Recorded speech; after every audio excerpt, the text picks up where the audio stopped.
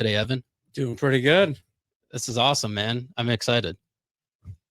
Like I told you before, this is my first time ever doing a podcast. So So you don't really know what to expect. I listen to them all the time. But I've never been on one. So what is your favorite podcast? Well, what is the go-to? Yeah, I used to listen to Rogan a lot. I still do, but it's kind of hit or miss now. Yeah. I like Ed Milet. Never heard of it. No, it's like a business, personal development. Okay. He's like a big motivational speaker type of guy. Owns a bunch of businesses. And then I'll just bounce around and look for stuff in the, kind of the alternative health type of world. Okay. Jumping in cold stuff and eating stuff. People look at you and be like, dude, that's not normal. It's like, I don't want to be normal. Yeah, no, that's an awesome statement because most people want to be normal. I have no interest in normal anymore. Mediocrity kills. Yeah. Yeah. That's like, I always go, you want to be the crazy one. Like, you want to be the person that's doing something that nobody else is doing, and not to make it like to sound bad, but when you go out, are you seeing what you want to be out there? Because that's not, I don't see a whole lot of happy people and that are just thriving out there. Yeah. That's interesting because I was just having this conversation the other day with somebody, and when I was younger, I was talking about like bullying and being in school, and how, like there was always the popular people. They always kind of gravitated towards each other, but then the people who weren't part of that group would always like somehow find the group of people that weren't accepted, the nerds or whatever it was. Yeah. Those people now, the people that I know that were nerds in school who like the popular people look down upon, all are successful now. They've somehow managed to become something. Whereas like a lot of the popular people I knew, they're depressed, they're fat, they're overweight, they're just like and it's sad because they haven't done much with their life. And it makes me wonder if there's something in that developmental stage where they were too focused on like trying to please other people and be popular in the moment. Yeah. When I look back at people I know from like back in the day, and the ones that are like gone out and done their own crazy things, started a business, started a restaurant, done stuff, all on their own. They didn't follow get the safe job. It's got the great benefits and all, Right. That's not for everybody. No. But the ones that I look at, they weren't the 4-point students. And it's not saying don't go get good grades, but but those are, it's almost like they had to go find their own way because they weren't going to be the ones with here's my resume that's awesome, or my transcript from school so I can get into this awesome university. It's like, yeah, all right, you guys aren't gonna let me in. Well, I'm gonna plow through everybody then and make my own way. Right. There's something to that. Yeah. Yeah. You got to figure it out. Absolutely. There's not opportunities. Well, okay, well, I'm gonna make some then. And people are gonna go, well, that's stupid. And you're gonna be like, okay, in 10 years, it wasn't stupid anymore. What is it? Right. Yeah. Yeah, no, that's definitely, that is so true. I mean, you think about like some of the most top people like Elon Musk. We were talking about Teslas and how in my opinion, I know Travis, we had talked about Travis too. He's a huge Elon Musk fan, but like I think about the things that he's accomplished in his lifetime and innovating and everything. And he's like a pioneer in everything he does. And that just goes to show that like, he's not worried about, I'm trying to think of how I'm trying to form my thoughts here. He's not worried about being the popular one. He's not worried about what other people think. He's just worried about doing what's best for him and the human race. So I don't know him super well, right? But obviously I've never met him or even talked to him. It's kind of cool if I did, but I remember listening to a show that he was on, and he was like, they were talking about these tunnels they built in LA or whatever. Yeah, Las Vegas. It was Las Vegas. Mm-hmm. And they were talking about it, and they're like, so what did you get? Like, how did you get them to do that? And he's like, well, there's just dig permits.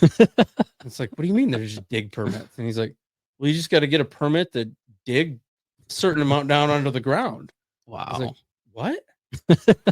That's all you had to do? And he's like, well, that's what the laws were. You just had to dig You just had to get a permit to dig that deep. Wow. So that's just, you just kind of like, well, I'm just going to do it. Like most people Right. like, they're not going to let me do that. Yeah. He's like, all right, what's the rule say or the law? I can just get a permit. Okay, let's just do it then. I think for a lot of people, they limit themselves when they see a daunting task. They just think, that's too much for me. I won't do that. Whereas like there's so many, not so many, but there's a lot of people, a lot of your innovators, a lot of people like Elon Musk, a lot of people like yourself who are just like, no, I'm going to do this. I'm going to find a way to do it. Yeah. And they just do it. They don't allow the things that pop up as obstacles to stop them from achieving their goals. Yeah, and you can't let other people like change your emotional state because they don't see your vision, right? I mean, if we go back 10, what's today? 2024. So let's go back 11 years. When I started my first business, I called, all I do is banging phones. So I just banging phone calls, cold calling, 150 businesses every week. And I get this guy on the phone. I'm not going to say his name. He's a great guy and he's got a good business in town. And, but he just laughed at me on the phone and he was just like, that's never going to work. Wow. Nobody's ever going to. So I publish magazines. Nobody's ever going to read that. Like, this is a stupid idea. Don't even waste your time doing that. Wow. I get off the phone. I'm like, what if he's right? I'm like, no, forget that. I'm going to do it anyways. So as soon as I had enough advertisers on board, I called him back and he's like, I actually got you written down to give you a call. He's like, I saw that. He's like, why don't you come in here? I think I'm going to probably want to advertise in there. Wow. And I think he was with me I had those magazines rolling from 14 to 20, 21, 22. Wow. So I think he was with me almost the entire time, except for maybe the first 3 or 4 issues. Wow. Like he just stayed on. It was like what was the name of the magazine? So my magazines were specific to neighborhoods. Okay. So I published one in White Hills Lakes and that's so crazy. White Hills Woods in East Lansing. And then I had another one in Okemos in the Hiawatha Lakes Spring Lake neighborhood. Okay. And then we had another one that we had launched right before COVID that was for people that just bought a home over a certain dollar amount. It was like over 150,000 or something. And it got mailed to them. It was kind of like a new movers guide. So, okay. Kind of things to do in land, kind of like you said, the 517 page that Sarah does. Yeah. It was kind of that in print, that they got mailed to their house. And then we had ads and we had, restaurant things in there and just different things that you could do in the Lansing area that somebody, if they just moved here, would want to know. That's cool. So yeah, and then the neighborhoods were just about the people that lived there. So did you sell the one in White Hills to somebody? So I didn't sell it. Okay. I do know the person that now runs it. Yeah, I do too. Okay. Yeah. So but I don't know him. I know somebody that knows him. Sure. Yeah.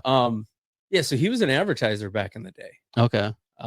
Probably within the first year or two, he was on board. He had a mosquito company, and he, I don't know, probably advertised for a couple of years, 2-3 years. I think he got out of that business and then was doing some other stuff. And he reached out to me maybe a year and a half, 2 years ago. He was like, "Hey man, can we just grab coffee? And I'd like to pick your brain. I think I want to get this rolling again, that what you had going." So, wow. I haven't even seen a physical copy of it because people that get it live there. Right. But yeah, so I haven't talked to him in probably quite a few months. But so do you still own that business? No. Oh, okay. No, those were franchises. Oh, okay. So the company was called N2 Publishing, and now it's called N2 Company because they've got a lot of different types of magazines. So they rebranded the whole thing. Okay. But yeah, that company's been in business for 20 years now. They have Wow. magazines all over the United States. Wow. Realtor magazines, neighborhood, like HOA magazines. Yeah. New mover magazines. I think they have some medical stuff. They're just always test marketing new stuff. And that's interesting because like it seems like magazines would just kind of died a little bit. Yeah, that's what I thought when I first saw it. We were camping with some friends and she's telling us about this. I started this magazine in this neighborhood in Rockford. I'm like, started a magazine in a neighborhood in Rockford. And then I was delivering packages at the time, and I got a message in my inbox from like a Monster or one of those career builders or something. And it said magazine publisher. I was like, that's weird. So I clicked it and I sent it to her, and she's like, yeah, this is what I do. Oh, wow. You should do one in Lansing. Okay. So I kind of talked to her for a little bit, and I walked in the door that day and I said to Megan, I'm like, hey, so I think I want to do that magazine thing that Jody's doing. She's like, are you being serious? I'm like, yeah. She's like, all right, then do it. Oh, okay. Oh, wow. So that was kind of my first, like, okay, so I'm going to do my own business. And wow. And then how did that take off? What was it like? it was extremely hard. It was Was it- probably the hardest thing I ever did was to start that first one. Really? Yeah. Because you have nothing. So I'm like, come in. I'm like, after I've cold called 150 businesses, I've got 10 to 15 meetings that week. I'm coming in with a magazine from California. And I'm like, hey, I'm going through it. I'm like, see? And can you imagine that if you lived in this neighborhood and there's a story about the pet that you saw down the road, like you'd be reading this. Oh, and my gosh. I mean, and it's a black and white version of a magazine that's, I don't even know, Right. 5.5 hours away on an airplane. Right. And I mean, it's just like, yeah, it sounds good, man. Why don't you just call me next week? Yeah, why don't you just call me? Just a lot of those. And I'm like, Right. oh yeah, he's definitely doing it. And then it's like Ghost, you're never getting. So then you finally hit the point where you're fed up with just call me. So then you start like, well, what's holding you back? And then you start learning how to get rid of objections and nail it down and let's do the deal today. Right. And then once I remember getting that first deal, I was like, oh my gosh, like I'm like shaking writing the contract. It's 5 weeks into it, and I've seen 70 businesses at this point. Wow. All nothing. Wow. And the guy's like, oh, let's do it. I'll just do a 3-year contract. And I'm like, oh my gosh, he's gonna do it. I'm like, and then the next one, I think I sold the next one for like the biggest contract, maybe not the biggest ever, but like by far launching. And it was like, oh my gosh, we got this thing rolling. Wow. And I think I closed 8 in a row to finish it, to like get it launched where we were in profit and ready to go. Wow. But dude, it was like really tough. And I was delivering during the time. Oh, so this is what I would do. I didn't tell the corporate company that I was doing the franchise that I was doing it this way, but I would get up in the morning and leave the house at 5 o'clock in the morning, get in my delivery vehicle and I would listen to sales presentations for like an hour until I got to my first delivery. And then after that, I had a sheet that my wife and I would do every single night of 40 to 60 businesses. And I would cold call them in between every single stop with a Bluetooth in my ear. And then if somebody was like, yeah, I could do next week at 2 o'clock, I like have my notepad over here. I'm like trying to write it down. Then when I'd stop, I get my calendar out and put it in there. I did that for August, September, October, November. I think I left that in end of November. So I did 3.5, 4 months of just banging phone calls. And then I'd get done and I'd fly back to Mason, shower, dress up, and then go do 4 or 5 appointments every afternoon. Just boom, boom, boom, boom, boom, boom, boom, boom. And it was terrible. Do you think that was needed though? Like it was formative for you to be successful in future ventures? And yeah, you got to learn that stuff. Like you got to get punched in the face. You got to, if you're going to start something, you got to realize that most people aren't buying into it. Right. But you just got to find the right ones. Yeah. And then once you have something and you believe in it, and then you've got other people that believe in it, and then you can build a network and you can start to meet people. That's when things get not easy, but they get a little bit easier. Right. Then you can use your network and they trust you, and then they're going to introduce you to other people that they know. Right. That's how I've always done business here, is just to get to know as many people as I can. Yeah. And try to do the best job. I mean, not everybody loved advertising with me. I mean, I mean, it's advertising, right? Yeah. But we had a really high renewal rate, especially in the advertising world. So it was, people either liked what we were doing, or they were getting results, or, they wanted to be a part of it. So, but getting to know people, I think you got to grind because nobody knows you.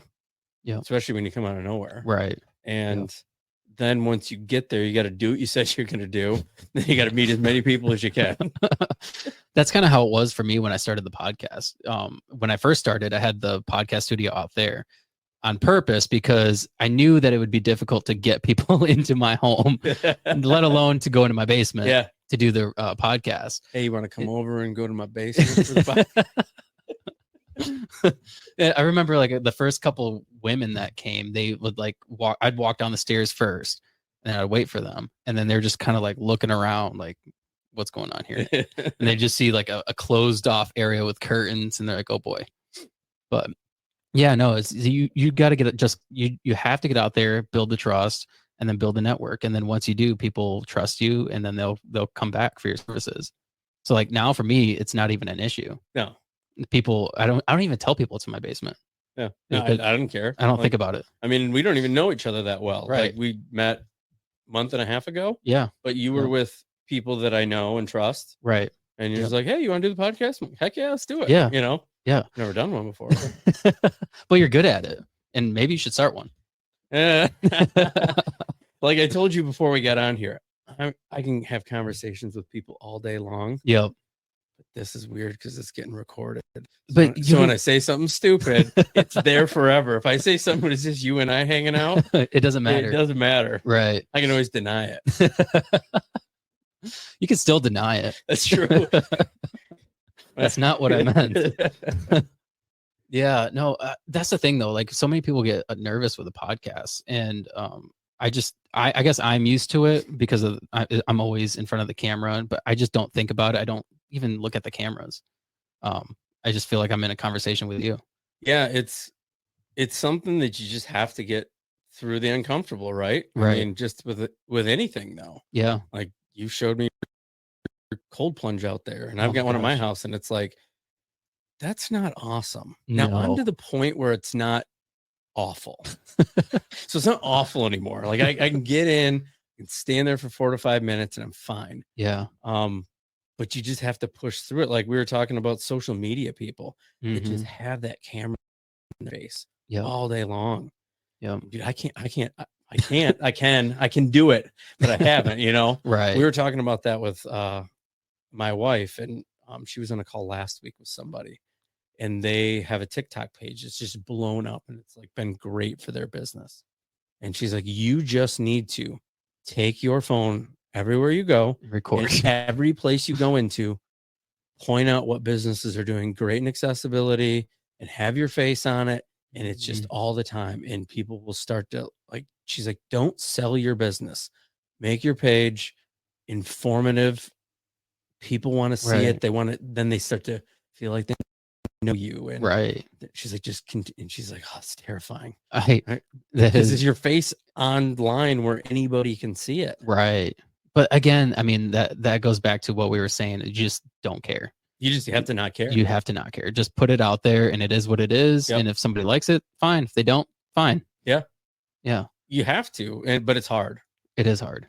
Yeah, you know? It is hard, especially getting started, because you're like thinking like, how is this going to reflect my business? What are people going to think about it? But at the end of the day, I think people will respect it. Yeah, I think so. You know, you look at, I'm not going to repeat the words that Dana White uses, but like when you look at some of the things he says, he's just like, I don't care. And that's the thing about me, is I just don't care what you think. Right. And you see it in his press conferences. Like somebody attacks him and he just is basically like, I'm not going to let you change me in like what this company is by attacking me. Right. And I'm not saying Dana's one way or the other, right or wrong or whatever, but he just has that. I don't care. I'm going to do what I need to do. Right. I think that's important for any business owner, to just not care what other people think. Just do what you need to do in order to be successful. Speaking of Dana White, did you see that he walked out of Howie Mandel's podcast? Dude, was that staged or was that real? I don't know. That was crazy. That was great. He said, it was so awkward. He's like, I'm tired of doing podcasts. And I don't know if it was real or not. And if it is real, I don't know why he did it. I think it might have been the fact that Howie Mandel seemed odd. Like he was asking, like he was. Howie's a little, I know he's got some like quirky things, but the whole thing was very like when he said I'm done doing podcasts, I thought he was gonna be like, this is my last one. Right. That's what And I he's thought. just like, forget you. And then he just stood up and walked Takes out. He's gone. And Howie Mandel's like, what the fuck? That was I didn't see the podcast, but I saw a clip of it on like TikTok or something. Yeah, that's what I do. And I was just like, oh this my is gosh. he really just walked out on it. I mean, they're all just and they thought maybe they did it as a stunt, but I don't think Dana White cares about making a stunt. Like, is he gonna go, yeah, I'll come out there and sit in your studio and pretend for a few minutes and then just get him walk out? No, I've got a million things to do. I'm not flying out to do a he's a serious businessman. Yeah. No, I don't see that happening. It's just weird though. It was a weird moment. It was.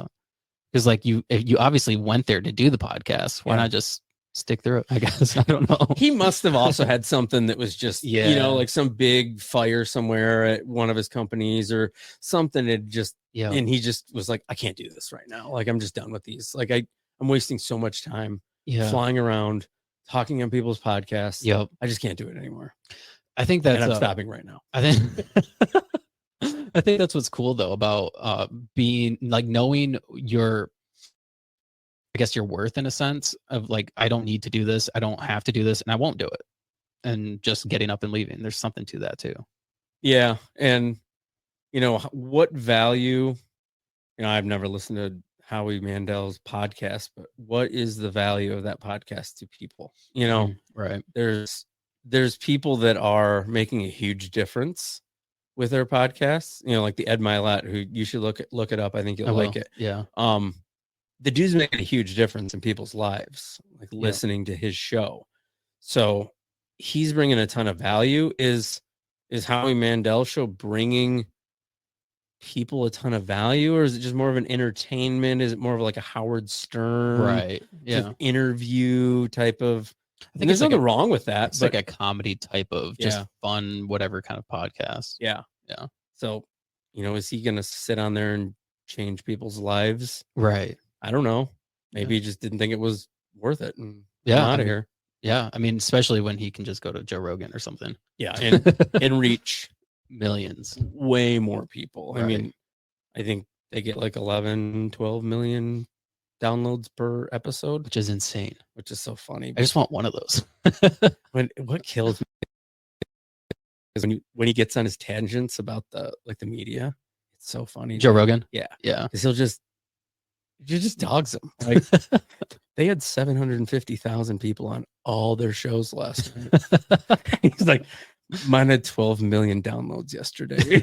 Like, so you can say whatever you want, but I'm dominating right now. Yeah, it's fun. I heard him say recently something similar, but he was like, I could go on a live stream right now on Instagram and get more people to watch than CNN got all week.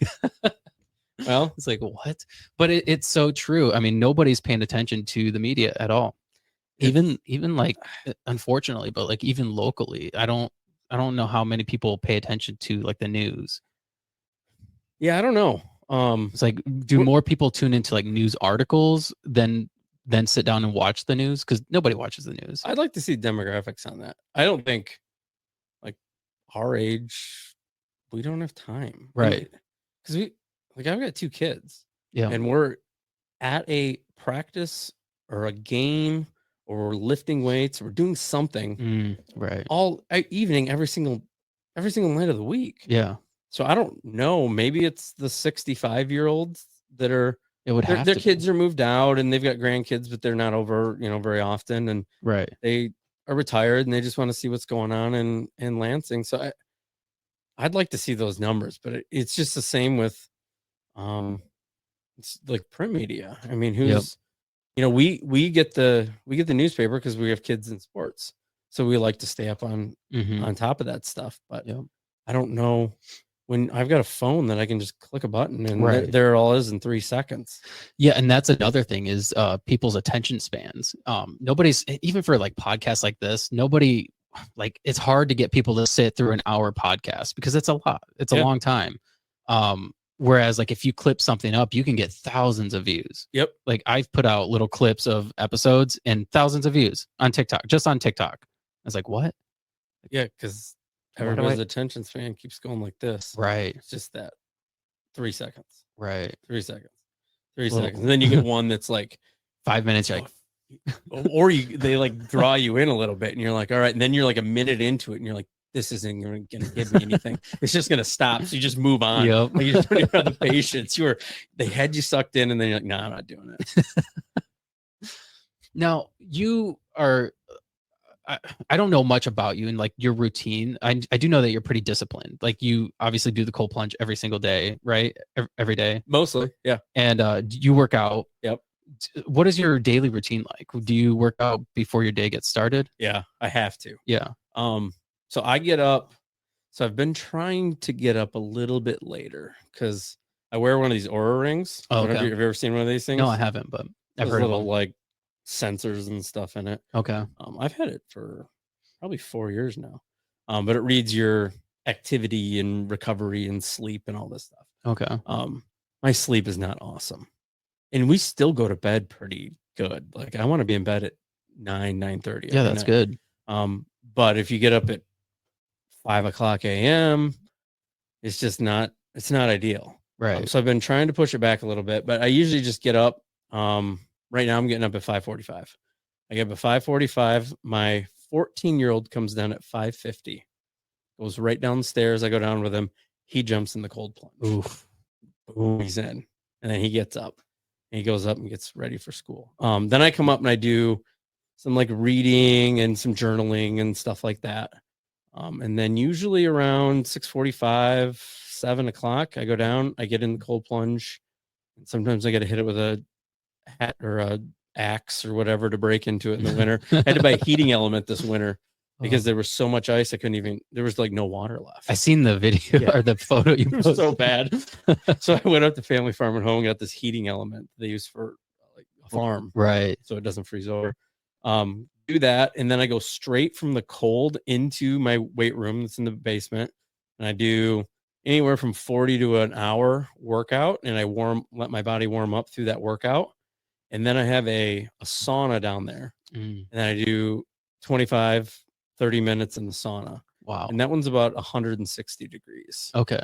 So it's pretty uncomfortable for the last 5 minutes. How long have you been doing that routine? So I started doing cold stuff way before everybody else did. Before it was cool. Before it was cool. not like 20 years or anything. But I went to a conference in, I think it was 2017, and this guy got up and talked about choosing to do one thing every month for 12 months that makes you super uncomfortable. He was like, just take a cold shower every single day for 12 or for 1 month out of the year. And I was like, I'm doing that for a full year. So I didn't take a single warm shower for a full year. Whoa. It was awful. Yeah. Because I almost think a cold shower is worse than just jumping. It is worse. Because it's just kind of sporadic, right. cold hitting you. And then as you turn, you get the cold shock. It's so over bad. and over and over again. So I did that back in 2017. And then I just started filling my bathtub up with the coldest water I could do. And in the winter, it was 48 degrees or something. That's like cold. that. So it was really cold. So I started doing it back then. That's kind of how I got into doing that. And then my wife bought we've got that big stainless steel 150-gallon horse trough. Yeah. It's out on our walkout patio of the basement. And we got that last Christmas-ish. I want to say it was right after the holiday. Okay. And I filled it up. And I mean, I bet I do it 90, I don't know, 5% of the time. Wow. Like I didn't do it this morning. Right. We got back late from a soccer game, had to get up early for a soccer game. I was like, dude, I'm not cutting it short. But I might do it tonight. Right. So sometimes we get in the hot tub at night and it's right next to the hot tub. And do cool. a little back and forth in that thing. That's cool. Yeah. There's a place I think I told you about in Grand Rapids that you can do hot and cold therapy. Yeah. They have a sauna and then they have a cold plunge, so you can go back and forth. Yeah. It's pretty cool. Yeah, I did it. So do you know Adam Goss? No. So Goss he works with Dark Bank. Okay. Commercial side. And Goss and I went to the U Club, or not the U Club, the Mac. Okay. Went to the Mac probably a couple months ago, and it was so bad. We did the sauna for about 25 minutes. So we started with the hot, which I don't know if you've ever started with really hot for that long and then you No. go directly into cold. No. Don't do it. I almost blacked out once in my house. I thought I was going to die.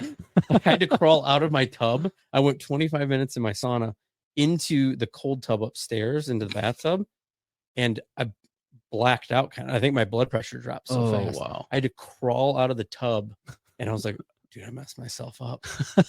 I did something really bad. Like I can't even raise my head. Oh my! And I laid there for 15 minutes to like got Warm up. Yep, and then I was fine. But we did it there, and we jumped into the cold. And I was in there, and I had to crawl out and sit. And then Adam's like, all right, now we're getting in the steam room. Oh my God. I had to walk with my hands on the wall because I thought I was going to fall over. All the way there. My body was so weak, but got in there, did that for, I don't know, what do we do, 20, 25 minutes. And we got back into the cold again for another, I don't know, 3 to 5 minutes or whatever it was. It was brutal. That's intense. Yeah, that hot to cold.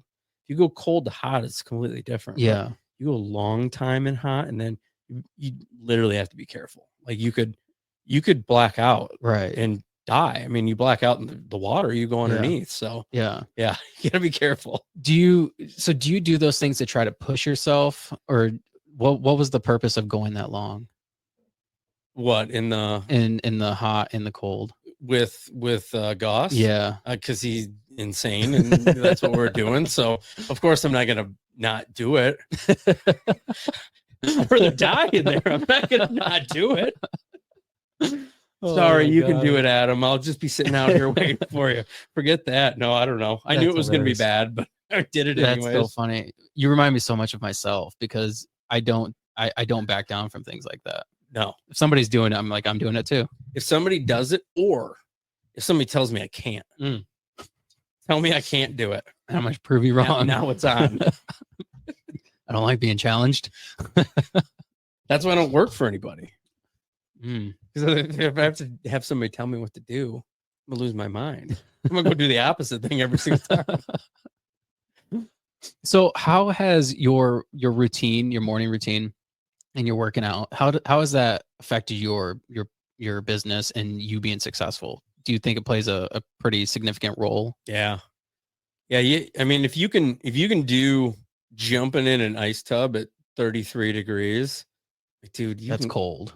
It's so cold. Or if you have to break 4 inches of ice to get into it, just to get into something. Yeah, I mean, if you can do that and you don't have to, like, you could easily just go, right, I'm not doing this. Like, nobody's gonna know. Right. Like, nobody's gonna know that I didn't do it today. But if you can do that, like, you can call people on the phone, you can send cold emails, you can do uncomfortable.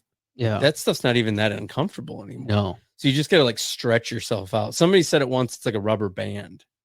So if you take a rubber band and it's like pretty tight, and the more you stretch it, then its normal starts to be stretched a little bit. Right. And you keep stretching it out and stretching it out and stretching it out.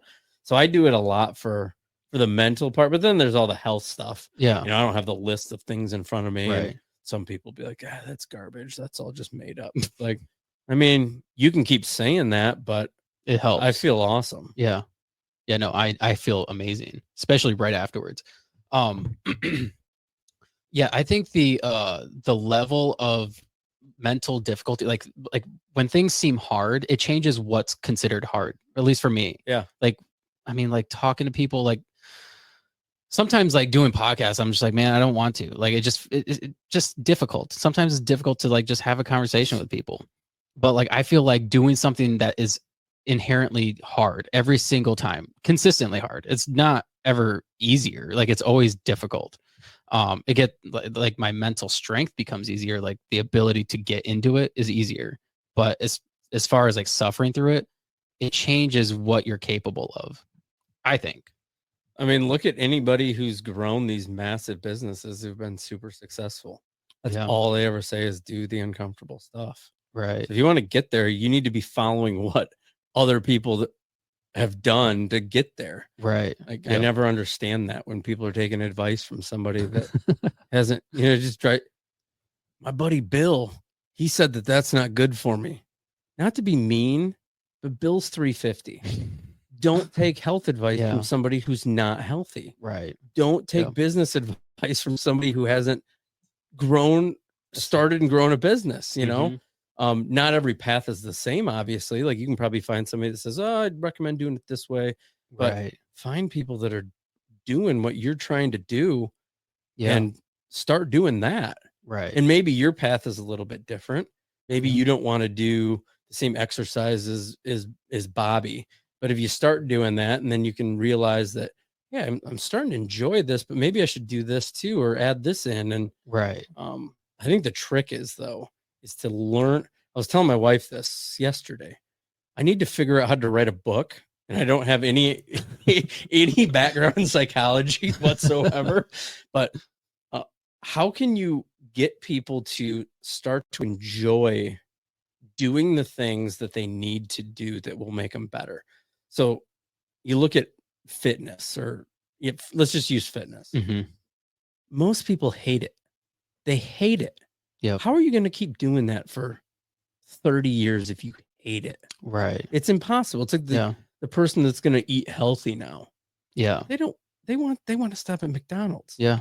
and they're going to drive past 17 of them on the way home. Yep. You've got to learn how to enjoy The and process. looking forward to doing that. Yep. And then you're going to be successful at it. Right. You have to. I think a lot of that comes with moderation too, because like when a lot of people start working out, they just jump right in, Just go and crazy. They go crazy, and then they're like, they burn themselves out, and they're like, I can't do this. And it's the same thing with dieting.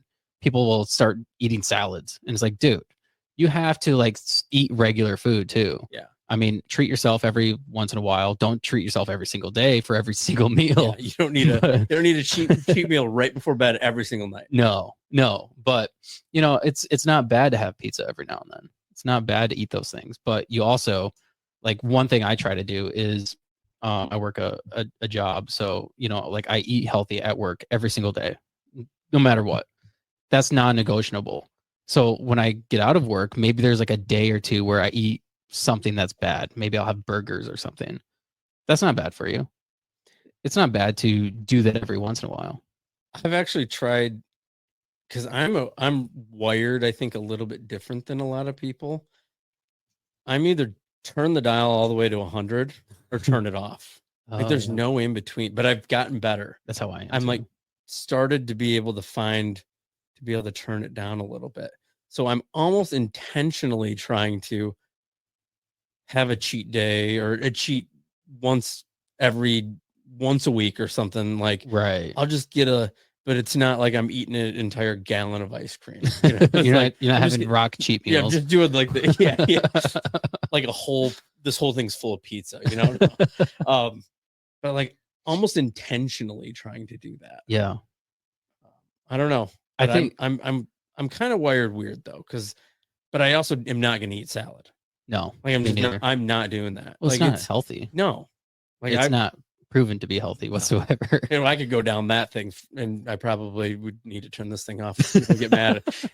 But could go down the route of what's healthy and what's not. But yeah, you just, if I'm going to lose weight, so all I'm going to do is eat 200 calories worth of lettuce, And with dipped in ranch. like it's not. Yeah, I mean it's not the way to do it. No, it's not. And you have to have whole foods. You have to have meat and protein. Yeah, Fat. I know. Yep. Have you ever done the carnivore diet? Yep. Yeah. Yep. Do you like it? I do. I always get to a weird, like I was telling my buddy this the other day. I can't find that perfect dial. Like if I do carnivore, I get like so lean.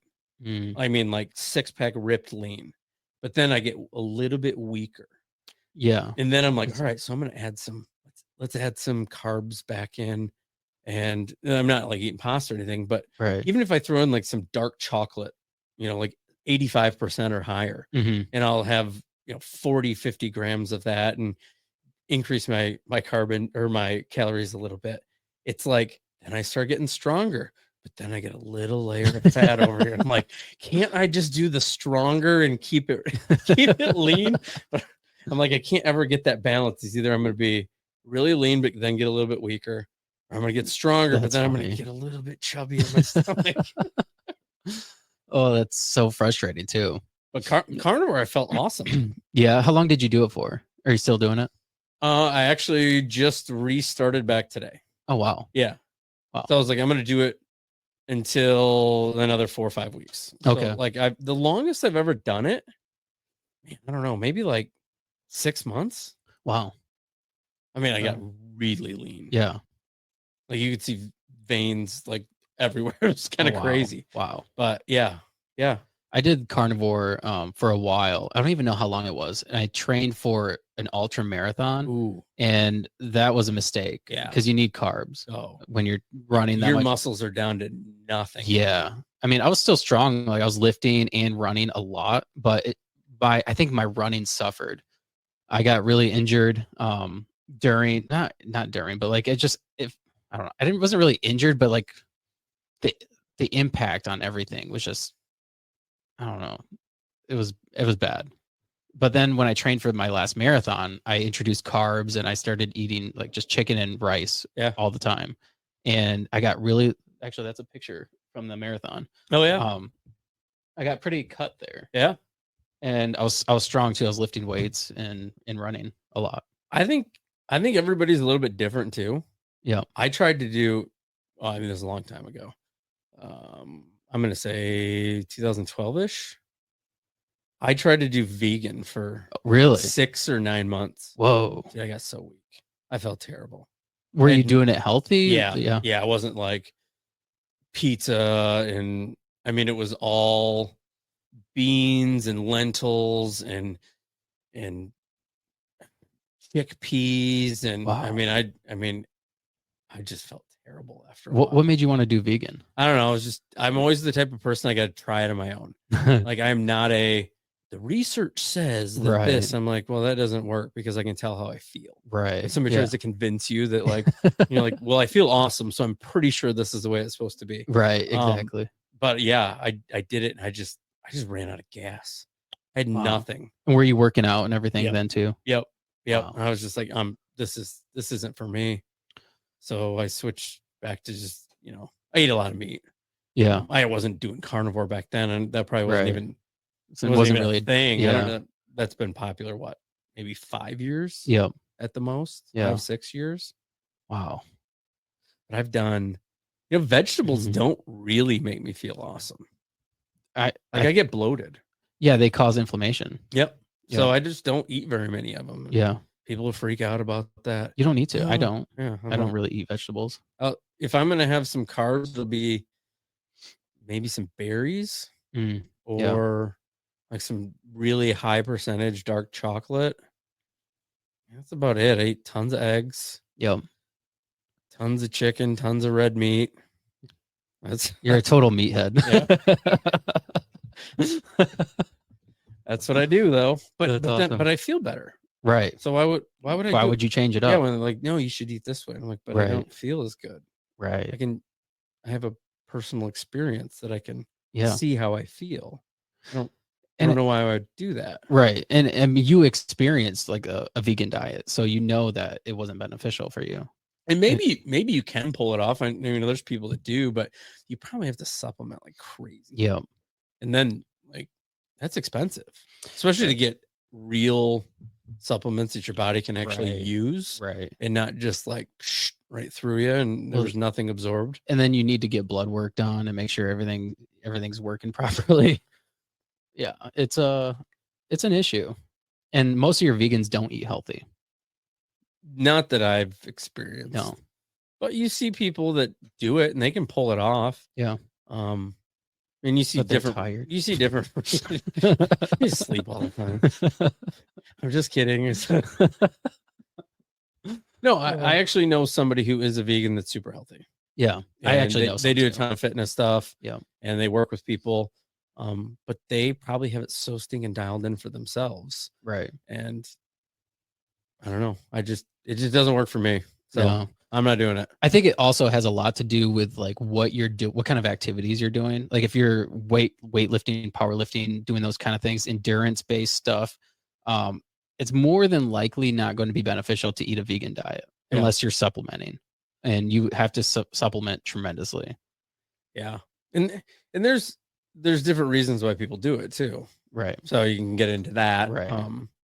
And people can do whatever they want. I don't really care what other people I don't care. I don't do what works for me. Yeah. I don't care what other people do. No. That's fine. I mean, if you want to ask my opinion, I'll give it to you. But Yeah. if you're doing awesome, keep being awesome. You know. Speaking of doing awesome, so your business, ever since I met you, you seem to be kind of making headway. Tell me a little bit about your business. It's called I'm Yeah. I'm kind of confused. But Yeah. so you have Able Eyes and then AbleVu. Yeah. What are the two different? Are they under the same umbrella? Nope. So 2 businesses. You're right. One is Eyes. 2 words. Able Eyes. We started that business back in 2017. My wife Megan, this was all her idea. She was a teacher for 7 years, and then she was a consultant for the school district, assistive tech coordinator, and then she was an assistant principal in a school in Jackson. And when she was in the classroom, she had a ASD classroom, so it was all children on the autism spectrum. And she went to a conference in Chicago many years ago and saw a virtual tour. I was like, oh my gosh, this is the thing that could change the lives for families with kids on the spectrum that don't go to new places. Because Megan loves to travel. Like if we had unlimited money, Mm-hmm. it would just be, she would just want to explore everywhere in the world. Like that's what she loves doing. That's She wants to go to new restaurants. She wants to go to Hawaii and then go to Bali. And I mean, that's what she would want to do. But she was seeing that families with kids in her classroom weren't going to new places. And it was because of there's some difficulties with transitions and going to new places. So what she would do in the classroom, if they were going to go on a field trip a couple weeks before, they would put together a booklet that had pictures of the places that they were going to go to, and it'd explain it to them and show them what to expect when they got there.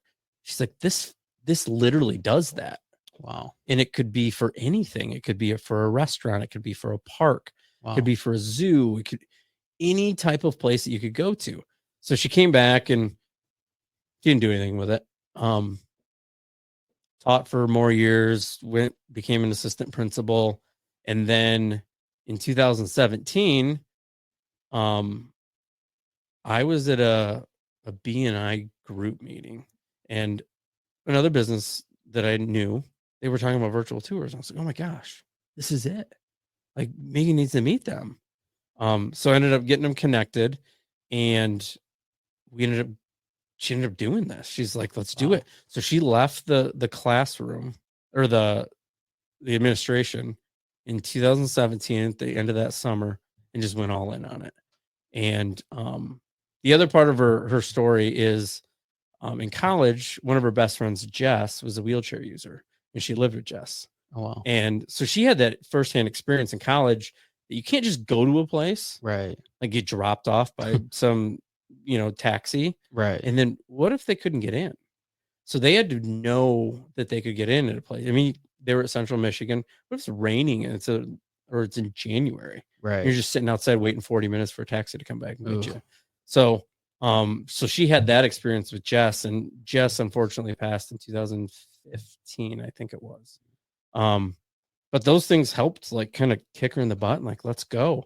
So she launched the Able Eyes, which is a virtual tour photography company.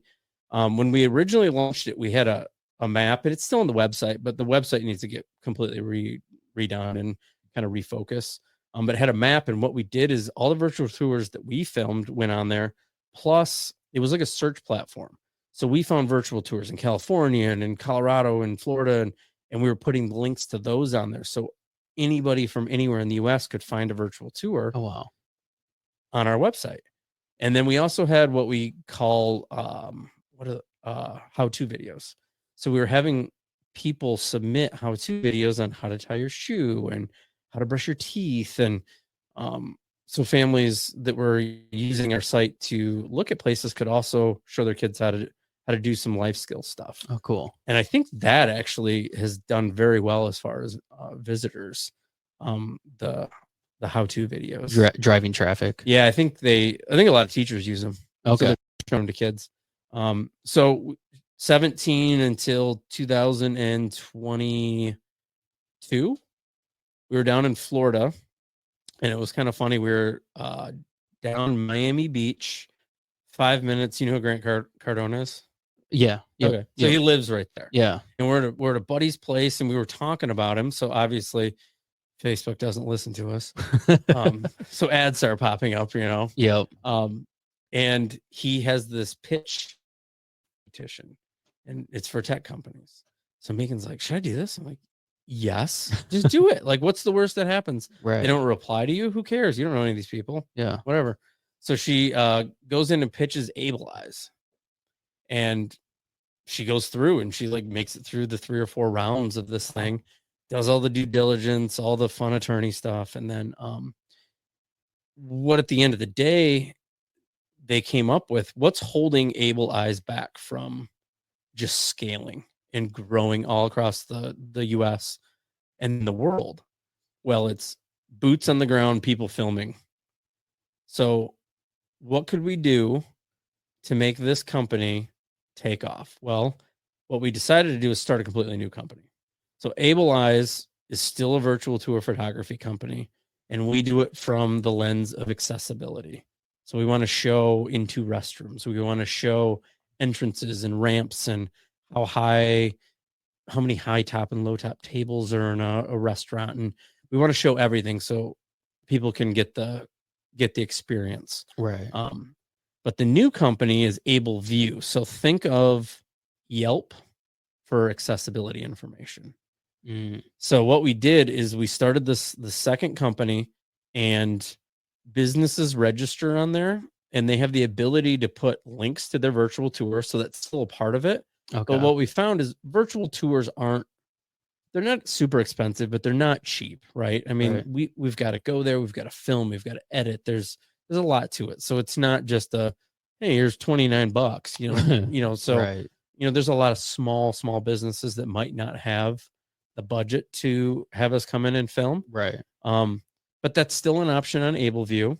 And then what we did below it was we made it so maybe a business can't afford to have a virtual tour, but they can put 36 still photos on their profile with text information, so somebody can read about, like, here's the accessible restroom, here's what the entrance looks like, here's the stall, so you can see where the handrails, like what side those are on. You can see if there's a family restroom. So when they're looking for this, would they go to that business's website, or how does that work? Or would they go to your website? Yeah. So what we did is we took that map from AbleEyes and we moved it over to AbleVu. Okay. So now there's a map on there, and you could just type in Lansing, Michigan. Just type it in. On your website. Yep. On Okay. AbleVu.com. It's AbleVu.com. And you could just go to the search, type Lansing, Michigan. And I'm guessing we have over 100 businesses on there in Lansing, probably somewhere in there. Let's say you want to go to Potter Park. Click Potter Park Zoo's profile. Yep. And it boom opens up. There's their logo, business subscription. They do have virtual tours on there. If you scroll down, keep going. And this is all getting, right there, Explore Map. Click that. Yep, right there. We're overhauling this too, and I'll tell you a little bit about that. So this is nationwide then? Yeah. Yep. We're not doing anything internationally just yet. The plan is to, though. So we'll have that in version 2 maybe. Okay. Because we're going through the middle of a capital raise right now to take this to another level. So that's awesome. That's the next fun thing that we're doing.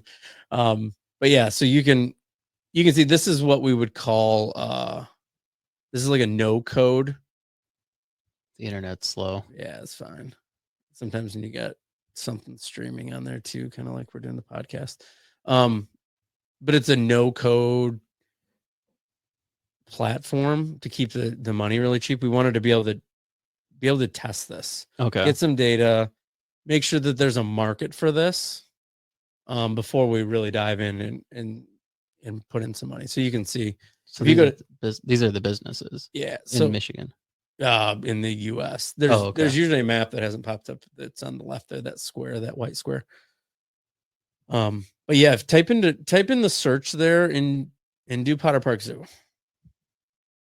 And you'll be able to see the theirs is probably one of the better profiles on here. So you don't go film every business. They take pictures and they'll upload them, and then they insert all their stats or whatever. Yeah, they can put all their information. Yep. So you can see here across the top, Okay. they have, those are the virtual tour links. Those blue Okay. ones. Yeah. So if you click one, you don't have to, but it'll open up a virtual tour of the feline building. And then all these image sections are in here, and there's 6 sections, and you can put up to 6 photos in each section and put a description for each one. So essentially, AbleVu is a database for businesses to be able to showcase their accessibility for people with disabilities. Yep. So, and what we wanted to do with it is, we don't want to make, so when I say it's like Yelp, there are no negative reviews in here. What we envision is a platform that celebrates the businesses that are willing to share the information that they have. Okay. So what we found is a lot of businesses hear the word accessibility or ADA, and all they think of is, oh no, I'm gonna have to put in this $50,000 elevator, or right. And they just, but what we want to do is have a platform where people can get the information that they're looking for, so they can make the right decision. Right. So maybe a business isn't the right fit for somebody, but at least they can look at it before they drive there, get out of their car, get to the front door, and then realize, I can't. It's a good example, beaches. So they've got those rollout, I don't even know what they call them. They put them on the beach, so a wheelchair user can go out onto the beach.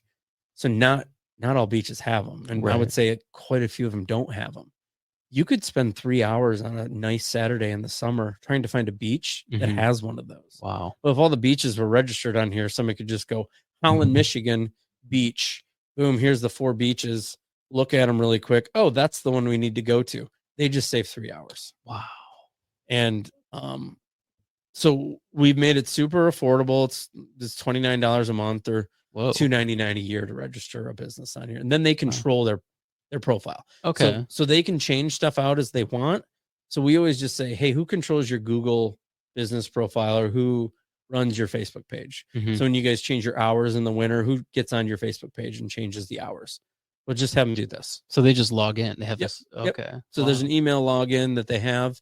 It kicks them a code into that email, and then they log in and they see the backside of this, and it's super easy. It's like you're just filling in little boxes, text boxes, and click here to upload. And that's cool. But version 2 is going to be so much easier. So what we've run into is, do you think you'll launch this as an app? I don't know if we'll do an app. I'm not really sure. I wish Megan was sitting next to me to kind of, this is her baby. Like, this is what she does full time. And I'm kind of the Able Eyes virtual tour guy now. So this is what she spends all her time on, is AbleVu. Okay. I don't know what the plans are for an app. It might not be. Everybody's got so many apps now. Yeah. And it's like, you can just put the little link, as long as it's a website that's what's the word I'm looking for? Accessible. Well, accessible, but it's mobile friendly, I guess. Which all websites are now. Like, who's making one that's not? Yeah, I mean, you could save it as an app. Yeah. So yeah, that's what we're doing. One of the things that I guess it's not data, but feedback we've gotten, or that we found, is it's pretty easy to do this, to put your stuff on there, but business owners are very busy. Right. So we're trying to figure out what's the best way to help these business owners when they register, to get all that information on there quickly. So, we're looking into AI. We are also looking at a program where we have people all over the place that are going into businesses and taking photos while they're there. Megan's got lots of connections in the disability network. Wow.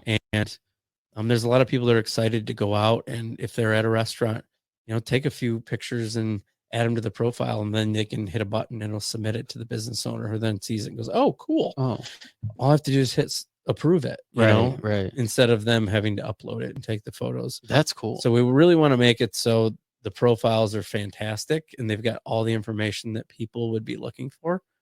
Yeah, but version 2. So we're like I said, we're in the middle of a capital raise for this right now, and this is the first time we've ever done that. Wow. So it's not easy. Yeah. But we've got investors, and we're looking for more. We're raising $750,000. Wow. And we've got it all broken down by percentages of what's going to what, and development for new website and marketing and all the kind of stuff. So is it just you and your wife that do this? Yeah. So we have a team that's also in partnership with us when we launched AbleVu, and those guys are down in Florida. So she's got that team that she works with. So she doesn't get on and do the website stuff. Like, she just sends something through our channel and says, hey, this needs to be updated. We need to do this. And then they take care of it. We've got like a chief marketing officer that she works pretty closely with, that he's got a lot of good ideas on stuff. Megan's just kind of I hate the word expert. There's so many people who are like, the expert. Right. But she's our expert on, she knows so much. Like, this has been her life for the last 25 years. So she's the brains behind everything. And then we've got all these other people that are tech people and marketing people, and that she can lean on and ask questions, and they can brainstorm. And she's just kind of driving the ship with, we need to do this, and we need to have this. And then they come up with, okay, well, how about if we do it this way? Or what if we do it, so that's cool. She's got some smart people helping her. That's very cool. That is I would assume very, very beneficial. So cool. Yeah, we're excited about it. Yeah. I mean, I like doing the virtual tours, and it's cool, right? You're helping people. It's a local business. We kind of travel around Michigan. We'll do Northern Indiana and Illinois or whatever, but this could like have a massive impact. Yeah, absolutely. I mean, massive. Right. And we envision this really, really taking off. Do you guys have any competition or anything like that? Is there other people that do this? So there's a few companies out there. I look at them though, and I'm like, I mean, I don't have to be mean, but like, I just don't think that the model that they have is gonna be successful. Okay. Like, a lot of it is, they have a website that they just think people are just gonna upload stuff to. And it's like, well, who's going to do that? Who's going to do that? What's the benefit of doing it? Yeah. I mean, how do they know about you? Or how is there's no like sales team, or there's no affiliate marketing program, or there's no, there's nothing out there driving it. Right. So, you look at, I found one day, and it's been there for like 4 or 5 years, and it has like 5 profiles on it. And it's like, because they just think people are just going to do it. Right. And it's not going to. Right. Nobody ever just built a website and let it just sit there. Right. But there's some other companies that are doing some, I wouldn't say similar things to us, but I think that there's going to be a lot of good partnerships with companies. There's a company that does accessible travel booking. Oh, cool. We don't do bookings. So what we envision is, once we grow and we're all over the place, just partner. We'll be a partner with them. We'll, maybe there'll be some type of link on our website to go to their website to, there'll be partnerships. And we have a partnership with I don't know if they're the largest, but one of the largest virtual tour companies in the United States. Wow. We own a virtual tour company. Yeah. But we're also partnered with another virtual tour company. Wow. If there's a bunch of stuff out in California, we want to get it done, and we want to get it done right. So we're just going to reach out to them. They have a huge network of photographers. So wow, there's tons of partnership things that we're working on. But I think this eventually could be like the hub, and then you can get your accessibility information for the business that you're looking to go to. And then you could maybe, I want some accessible clothing.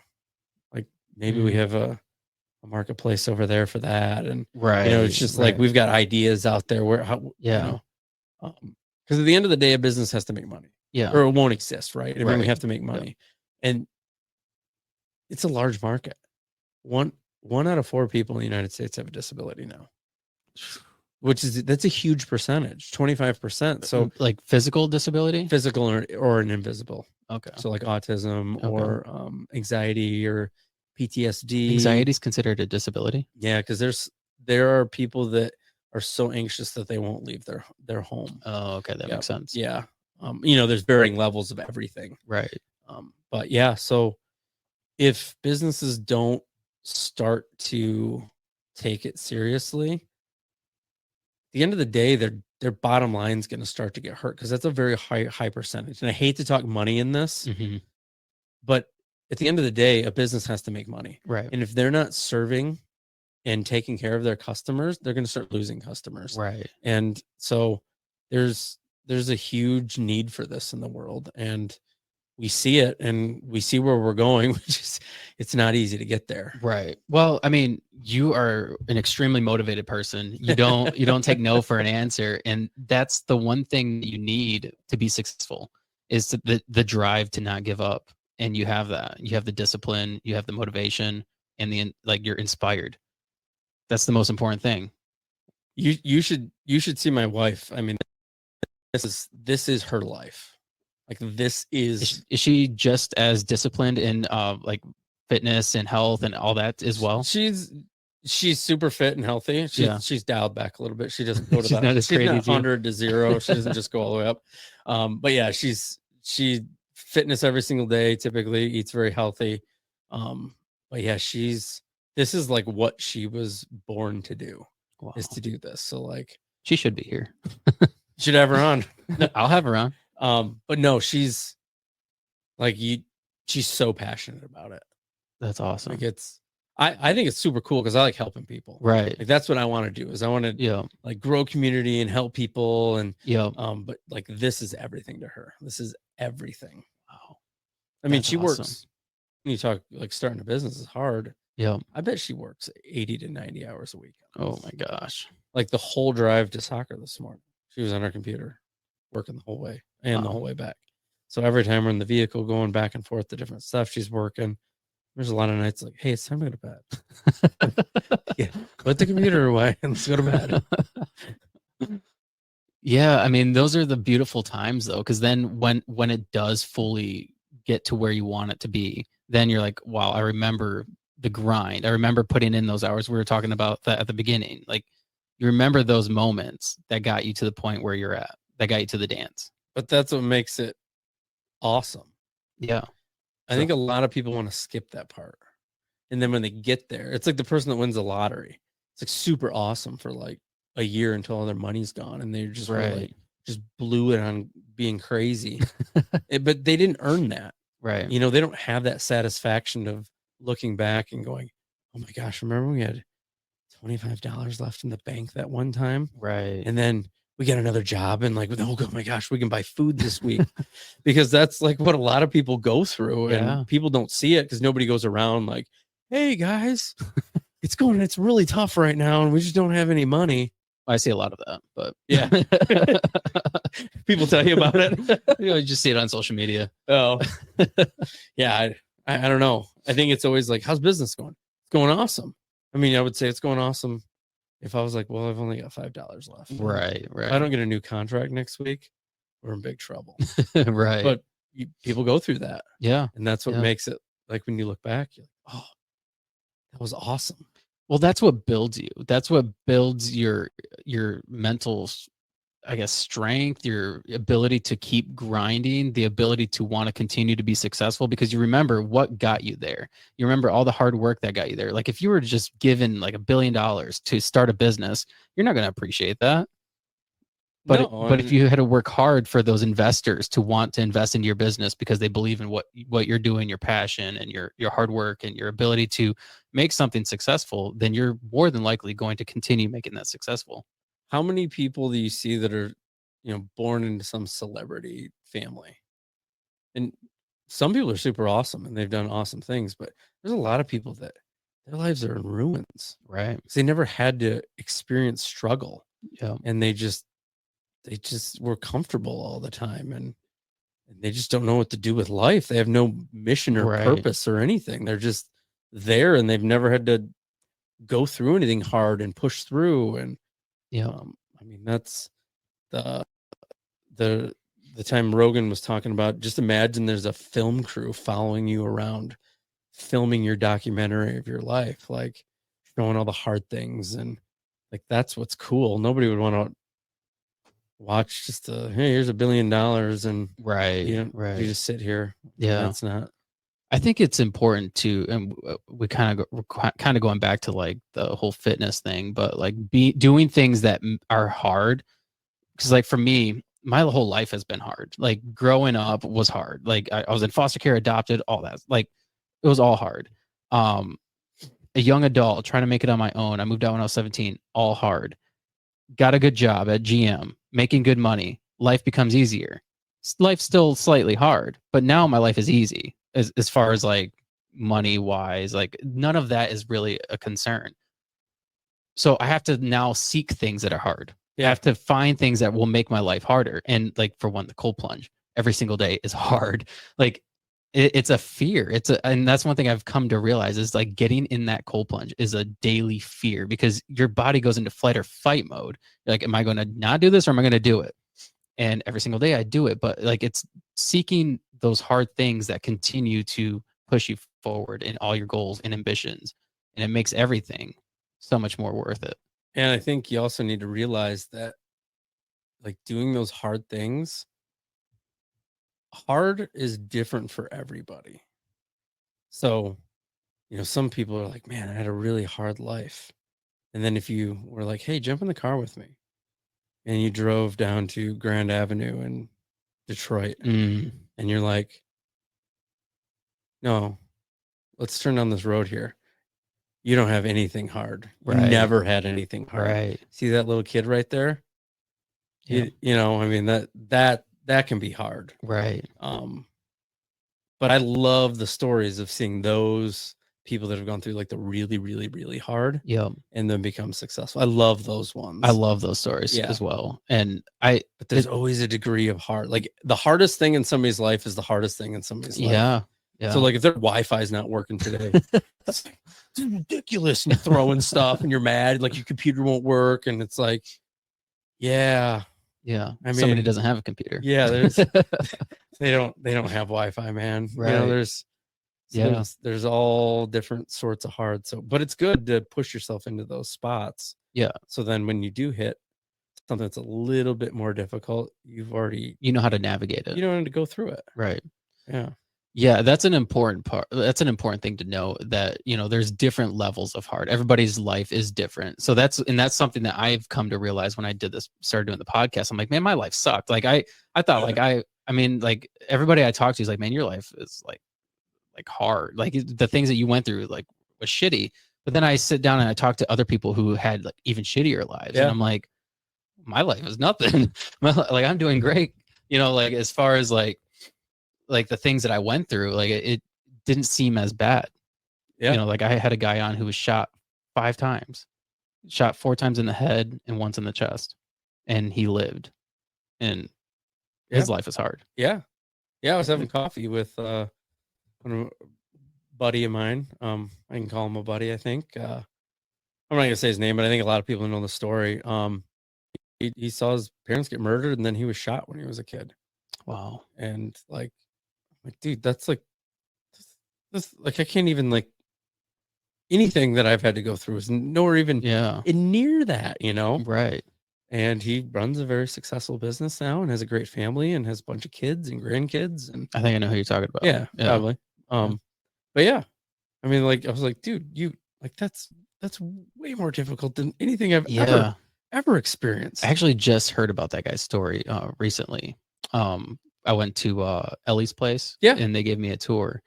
And I heard about that. I'm like, and what's interesting about this, I met that guy. I bought a bike from him. Really? Off of Facebook Marketplace, and then he offered me a job. But so I kind of just knew him, and then they told me about his story, and I was like, no way, I never knew that about him. But he's such a nice guy. Oh yeah. And awesome what's even crazy about this is a common theme with a lot of people that have gone through things that are difficult like that, is they don't allow those moments to define them. They use them as motivation for their success. They use it as motivation to try to be better and to not allow themselves to get in the same place that they were. Yeah. He's a good dude. Yeah. Yeah, I think he's done a lot for Ellie's Place, which is a great Yeah. organization. Yeah, that's an awesome place. I actually need to have them on the podcast. Yeah. Yeah, I have to schedule that. But Have you talked to Christine or Dawn? it was Dawn. Dawn gave me the tour, and Yeah. then I'm talking. I'm in the middle of talking with them to have who's the director of the place?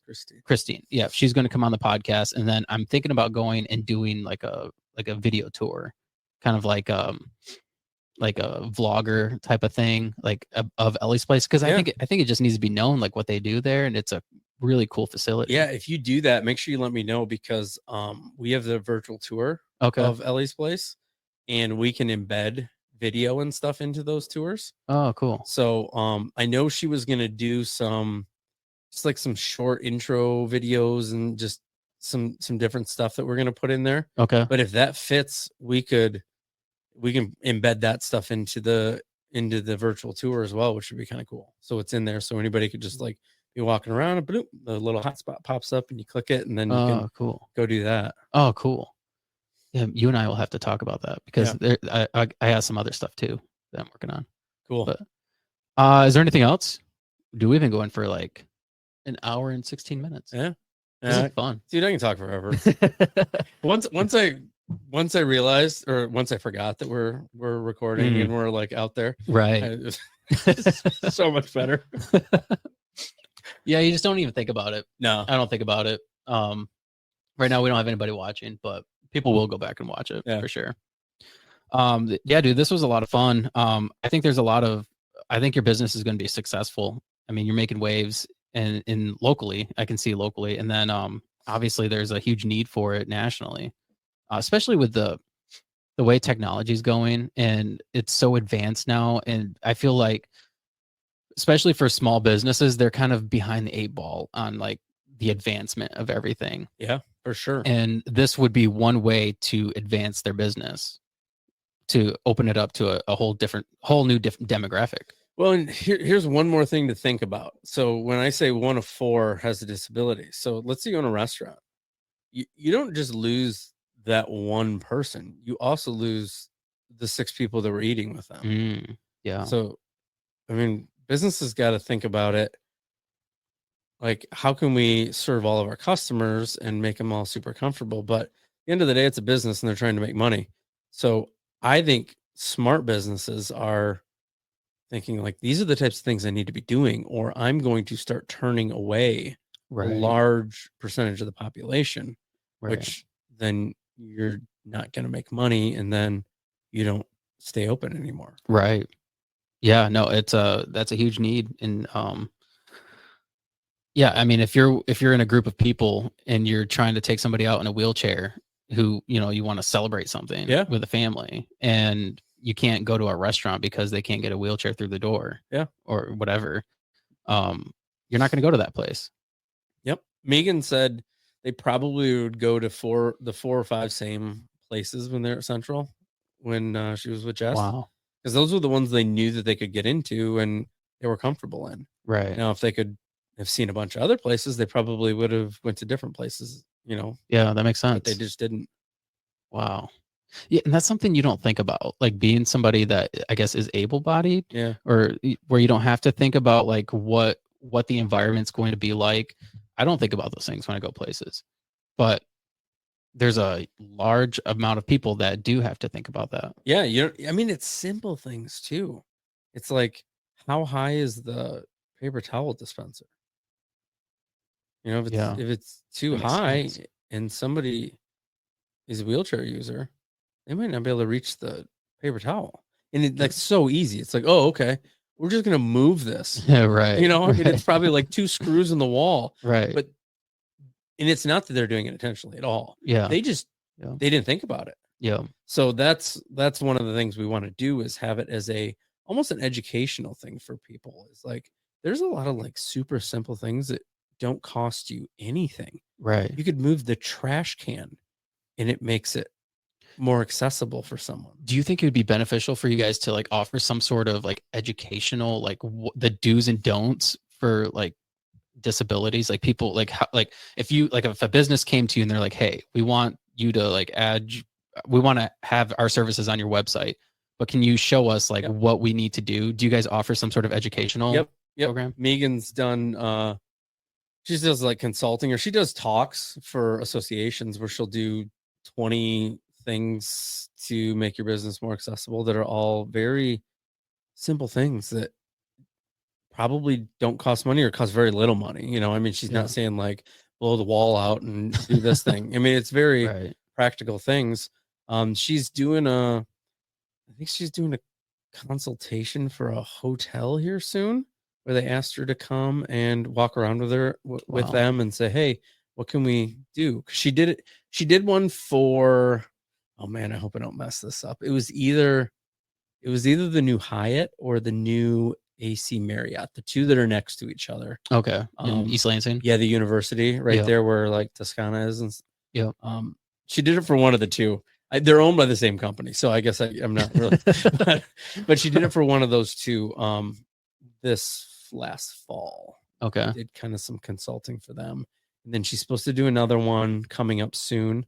So I think that's going to be a new type of thing that she's looking at, is maybe doing some local consulting on for businesses that want to have her come in and just give some That's cool. tips and pointers and some ideas that they Yeah. could do to implement that are pretty straightforward and easy, that they could literally do within like today. You Right. just do it today. Right. Just let's move that thing. Or Right.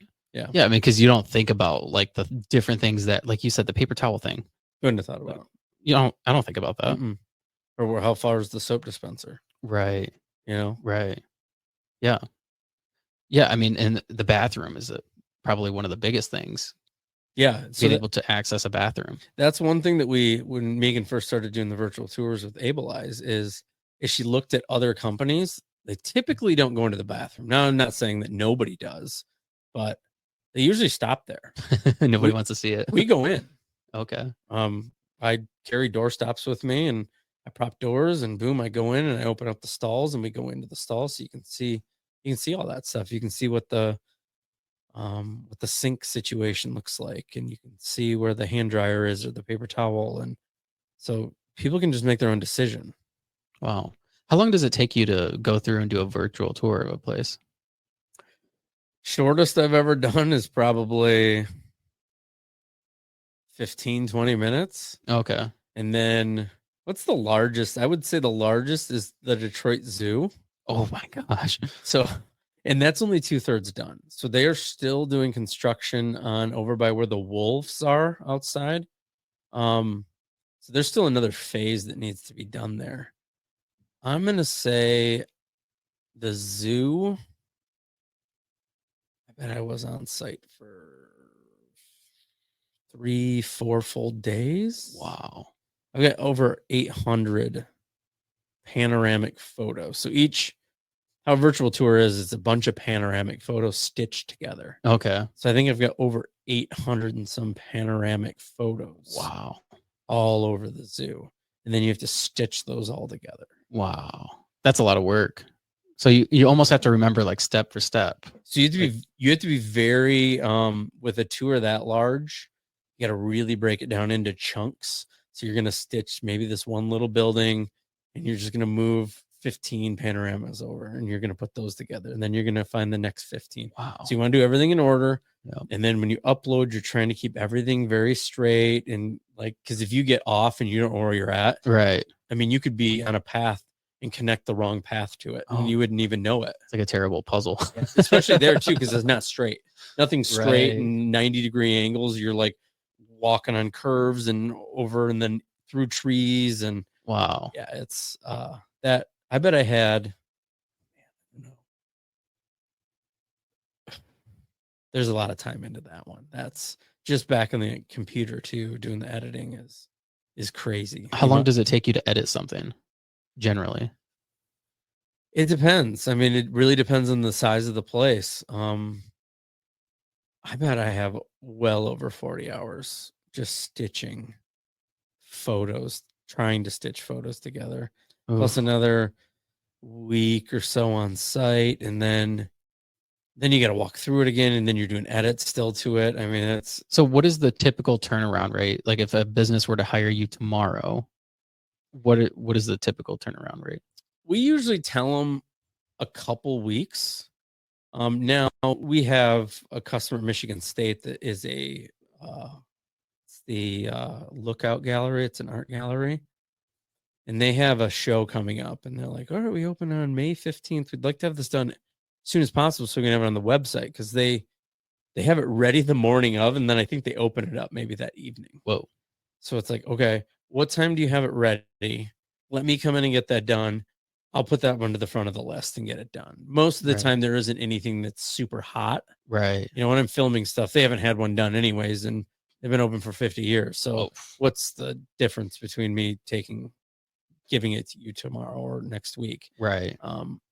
But it just depends on how many we have in the queue too. I mean, that makes sense. How many do we have going? We've got a large one at Michigan State coming up it'll take a significant amount of time. I did 5 buildings at Central Michigan over Christmas break. Wow. I was up there for a week, and then we're still not. I think we have 2 of the 5 approved. I'm still waiting on 3 of them to. Do you plan on hiring anybody? I will, once we are to the point where we need to. Yeah. That's one thing I learned in my magazine business is don't hire until you're like, I can't keep up with everything right. Right. That makes sense. Yeah. Yeah. But yeah, we'll have to bring people on at some point, I'm sure. Yeah. Hiring's then I could talk about hiring for how much time we got here. We have all the time in the world, really. But hiring is a different beast, especially with this, because it's pretty like it's skill based. And there's not very many people doing it, so it's not like you might be able to find people. Probably what you want to do is you want to find somebody through like one of those virtual, somebody that's done this before, right? You know, they could be in California, yep, and I can just give them access to the tour. They could get in and edit it. So you probably want to find somebody that's already trained. That makes sense. Yeah. How did you get trained to do this?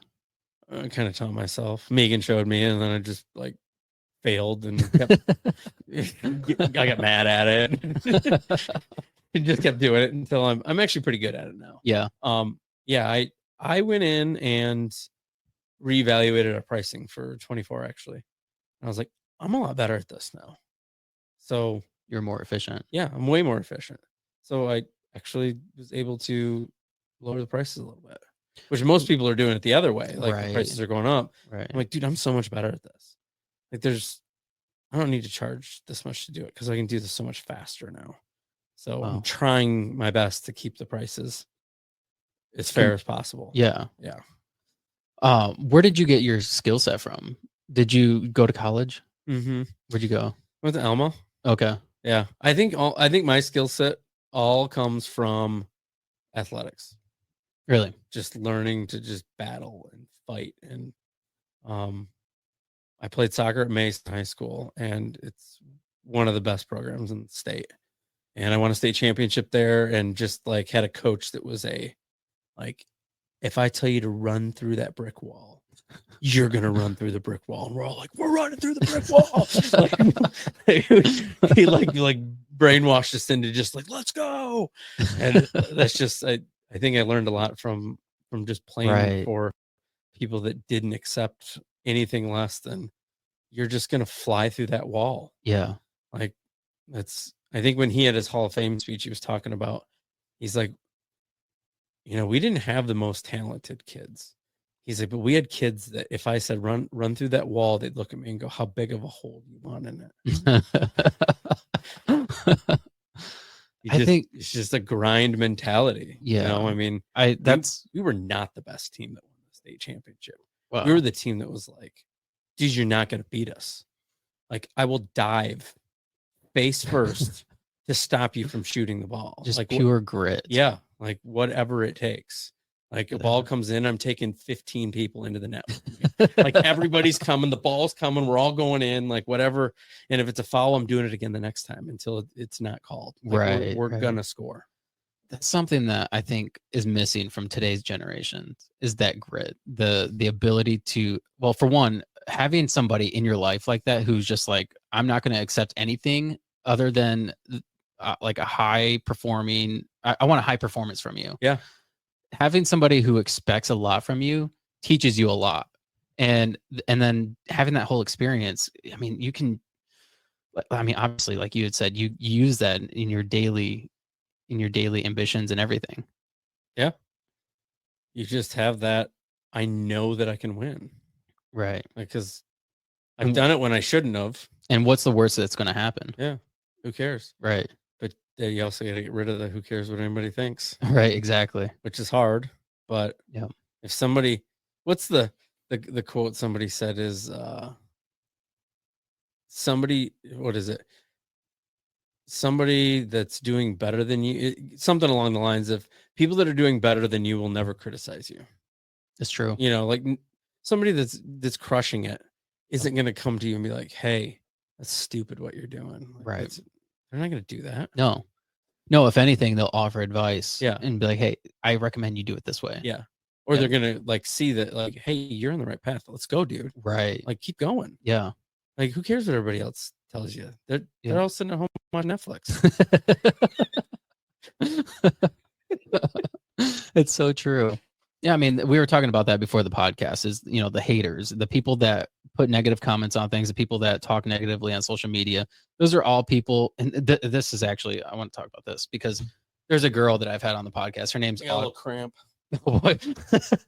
Her name's Autumn Clifford, and she does a podcast. It's called she just rebranded. It's called She's an Asset.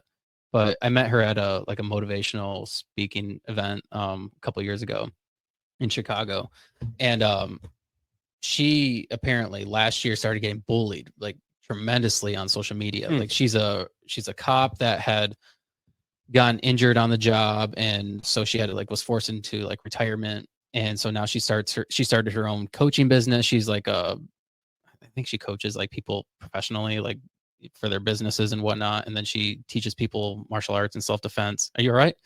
Yeah, I got like an ab. You just stand up and need some salt or something. Just stretch out here a little bit. Done stretches before the podcast, I guess. And she had posted something on social media the other day about how people were bullying her, and it was like one of the most horrific things she had experienced. People were like making up lies, and one thing I had commented on her post, and I had said, you know, you're doing great, for one. For two, those are all people who are losers.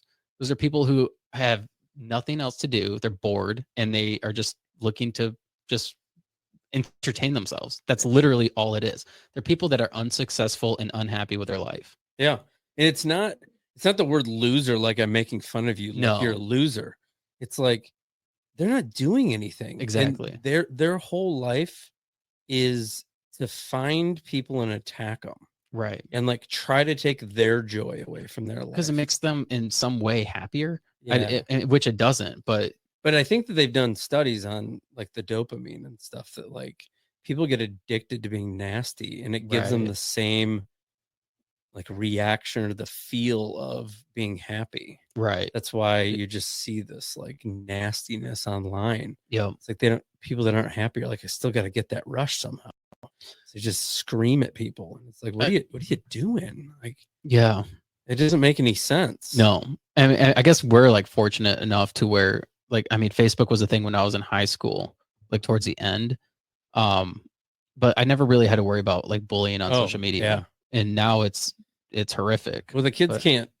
If a kid has a bad day at school, they used to be able to just go home, shake it off. Yeah, I mean, you just go home. I mean, maybe that's not awesome, but it's better than going home. And nowadays, you get home and you open up your phone, and now the kid's sending messages over there, or like making fun of you on there, and it's like, and that's what the kids are doing, is they're sitting on there. Yep. So it's just 24/7, just nasty.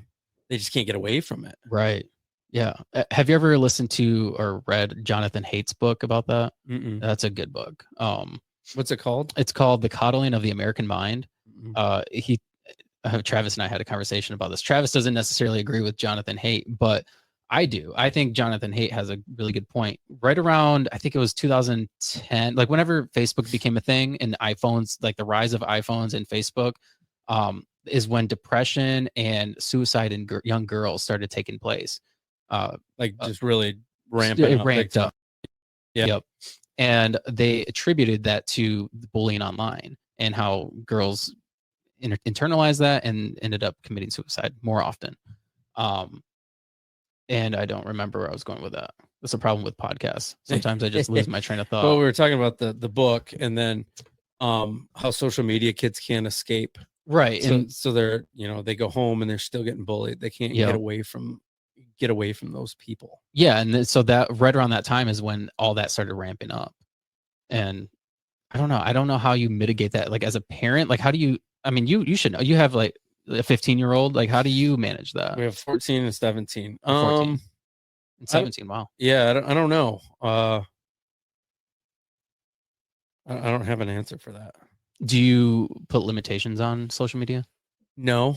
But your kids do hard things. Your son is obviously pretty confident in himself. He is in wrestling. Yeah. And he does the cold plunge. He's probably he might be works out. He might be crazier. Like people the dude's a lunatic. Let's just be honest. I mean, he gets up and gets in the cold plunge at 14 years old when it's 0 degrees outside. Oh my gosh. And then he goes upstairs and gets ready for school, goes to school.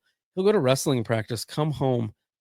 I've seen him do 3 workouts in an evening. Oh, like where he's lifted, done wrestling, and then did speed and agility at like a different place. I mean, wow. he's insane.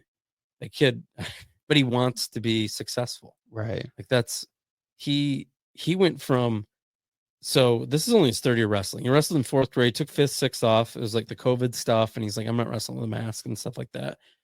Started back in 7th grade. And let's just be honest, he kind of got whooped a little bit. Dude, he came back and he's beaten kids and whooped them that whooped him a year ago. Wow. And he's lost matches because he's wrestling some really good kids. But like I told him, I'm like, dude, you're going the distance with some of these kids and you're losing, but that kid would have pinned you in 10 seconds last year. Wow. 10 seconds. Wow. And he just like, he'll come back from, I mean, he's got scars all over him. He's got bruises. We went over to a friend's house a couple months ago and he's lifting when we left the house. We got home 2.5 hours later and I can hear the metal downstairs hanging together. I'm like, what are you doing? He goes, I challenged myself. I was going to work out until you got home, no matter how long you were gone. Oh my gosh. I'm like, dude, what is wrong with you? You're a psychopath. He is. Yep. So that kid's crazy. So I don't know. Like he's just pretty mentally strong. And the other one, Colin, I don't know. I don't think he has any issues that we've seen. Do you think he's a pretty successful kid? He's been an all-state football player as a kicker, a soccer player. He's all-state. He's had a pretty good group of friends. I haven't seen anything. Not to say that there aren't issues and stuff like that. We're pretty good at being really open with the kids. And I think that they come to us and tell us stuff sometimes that you're just like, man, most kids wouldn't tell their parents that. Right. But they just feel pretty comfortable telling us stuff. So that's cool. That's important. But we haven't really done anything. So I don't know. I mean, we do have, Megan has an app that she can see everything that's on their social media stuff. So she can just literally be like, I'm in their Instagram account right now. Oh. So they know that that's there. Right. But I don't know.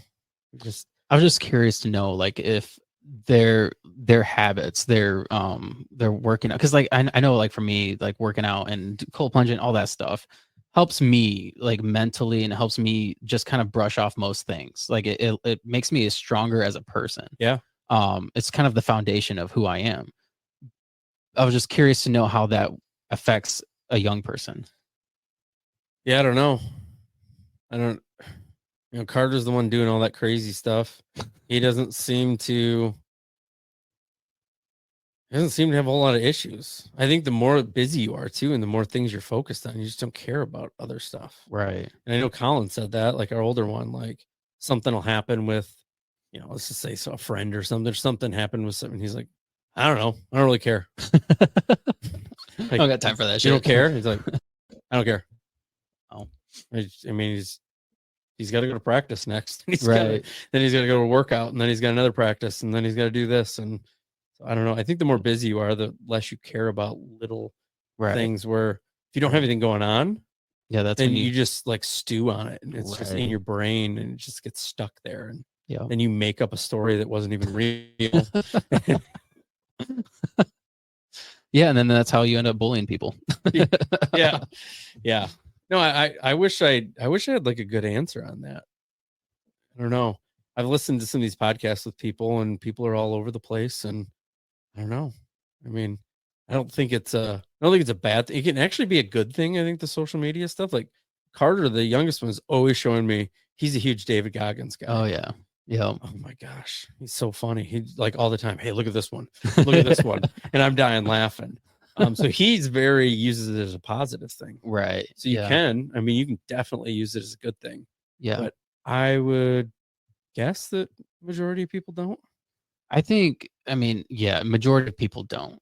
That's the problem. The thing is though, you can use it for positive Oh, because I mean heck yeah. it's all algorithm based. So, Yeah. you know, if you're looking up things like David Goggins or like motivational videos, Jocko or Yeah. whatever, then you're gonna see those kind of things and then you're gonna be like, I'm gonna get after it too because of them. Yeah. And whereas like if you're just seeing, you know, whatever, the people freaking out on people beating people up in the streets and Yeah. picking on homeless people, like of course, like that's what you're going to start seeing, and you're more than likely going to start implementing those things as a young person. Yeah. And I think that it changes how they see the world too. Yeah. So if you just see that, like the algorithm kicking you out that stuff, well, then you think, sure, that's happening. But there's also 8 billion people. Right. So I mean, Yeah. I mean that and it's horrible if that happened to somebody, but Yep. that's not happening everywhere. I've never seen that. No. And I'm like, hey, No. just shut it off. Look around. Have you ever seen that? Right. Now, it doesn't mean we don't go, okay, how can we make things better and try to help people? But Right. that's not what's happening everywhere. No. It's not. No. It's not. But your algorithm is trying to tell you that it's happening right. everywhere and everything's on fire right now. Sometimes it feels like it. Oh boy. Yeah, I mean, I think it's important to, you know, to kind of grasp onto those kind of things, the motivating things, the things that make you better as a person. And that's what I try to do, I guess, with like my content is to just try to make a positive change in the world. Whether, you know, it's like a lot of people will give me crap for posting like my workouts or my cold plunging in my community group, but I'm like, I don't do it for me. Honestly, No. I don't. I do it because I have so many people that reach out and say that's inspiring. Because of me getting in that cold plunge, a friend of mine takes a cold shower every single day. Yep. So, and they don't see that though. No. So they send you like, hey, why are you posting that, dude? Like, you just trying to make yourself look cool or something? You're like, no, dude, you don't know how many people have reached out. But I don't say that because I'm not doing it for the attention. But like, right. Dude, I get this like it's not like overwhelming, like I'm changing millions of people's lives. But No. I was talking to somebody this week. They're like, oh my gosh, I just got a cold plunge after watching your stuff. And they were like, I'll get a message. Like somebody will just text me out of the blue and be like, hey man, dude, I love that quote that you put on there this morning. Yeah. And it's like, even if one person's like, let's go today. Like, right. I'm going to be awesome today. Right. Then that was worth it. I don't care what the other 2,500 people. It doesn't think. matter. Like, I don't care. No, it doesn't matter. And if that makes you mad, like just hit the block button, dude. Right. Like, don't follow it. Unfollow. Like it's pretty easy. Right. You control it. Right. There's an off button on the TV. You can change the channel. There's an unfollow button. Like just remove it. Don't let positive people make you mad. And the thing is too, what's funny about that is the only reason why you're mad about somebody being positive is because you're not doing anything. Yeah. Yeah. That's the only reason. No. Your buddy that got up at 5 a.m. and went on a 15-mile run and then lifted, didn't look at that and go, oh, I hate that guy. It's so true. That's so true. Well, Evan, we're an hour and 45 minutes into this thing. Perfect. This is a lot of fun. We will definitely do this again. Yeah, I love it. Yeah, no, I love doing the podcast and I love meeting people that are also like-minded. I feel like we're pretty similar in a lot of things, with our ideas and our just our habits and everything. So it's pretty cool to bond. But yeah. So is there anything else you want to talk about before we wrap it up? No, just thanks for having me. It was super fun. First podcast. Now it's done. Absolutely. Now I'm comfortable and yeah, no, I appreciate it, man. I always tell everybody it takes an hour to feel comfortable on the podcast. And then anything past that is just like, you're just chilling.